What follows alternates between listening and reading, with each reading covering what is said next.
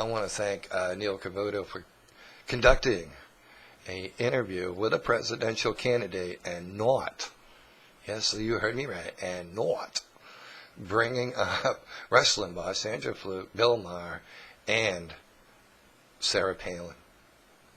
And the $1 million money given to Obama's super PAC. Oh, thank you very much for not making me sit through more interviews with presidential candidates and talking about the double standard of the left. With all the headlines that are going on in our nation right now, with the amount of devastation that's being caused to the American family, and we have to listen to 2 interviews on the Sean Hannity show talking to presidential candidates who you are thinking about voting for the Republican nomination, and they got to sit there and talk about the double standard of the left. Please, please. Rush Limbaugh apologized. The minute he apologized, it ended it all.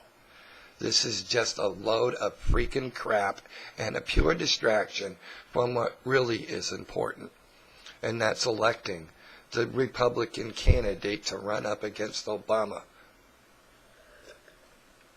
With that being said, it was pretty funny during the interview with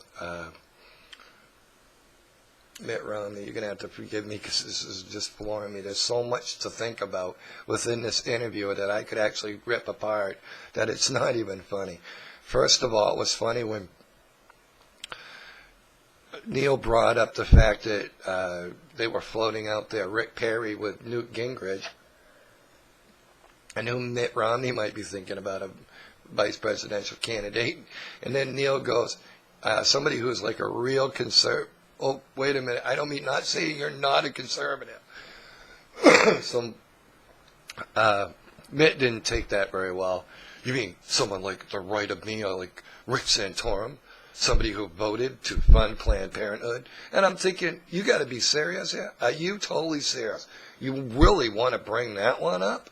All right, let's talk about the fact that while you instituted Romney Care, you put Planned Parenthood on a board and then subsidized $50 abortions in Romney Care in Massachusetts. Let's talk about the issues. Then he said, when asked about the Mississippi, Alabama, this one's really killing me. He's asked about the Mississippi, Alabama primaries, and does it matter if you win? Then he goes, well, it is like an away game. And I'm thinking, an away game? Oh, yeah, that's right. How many home states do you have?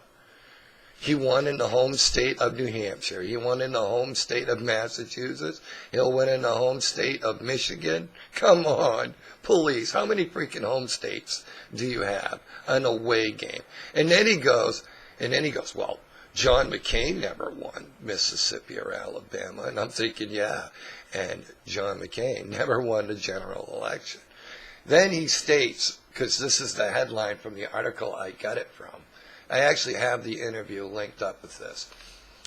Mitt Romney, we would be signaling our doom if the GOP nominee is not decided before the convention. He's doing everything he can to talk them out of continuing to run, even though there is still mathematical. Yes, you heard me right. There still is good math that Newt or even Rick Santorum could take it. Or all 3 or 4 of them could go right to the convention with not enough delegates to clinch the nomination. Why the hell would anybody want to jump out? I wouldn't.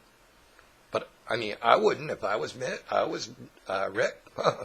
Why would I bother? Why would I bother to get out when you have a man who can't even win an away game? Yeah, win an away game. So every primary that he loses will be an away game. Every one he wins will be a home game. Yeah, all right.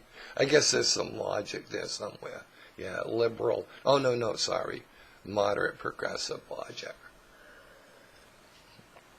But with that being said, I was getting a kick out of this interview. I will link it up. I truly will link it up. If you are a Mitt Romney supporter, then hey, it'll make you happy. If you're not a Romney supporter, you're gonna laugh and chuckle, and then that's gonna make you happy. So either way, I think you'll enjoy yourself. Tim Donovan, right side of Kenny Bug.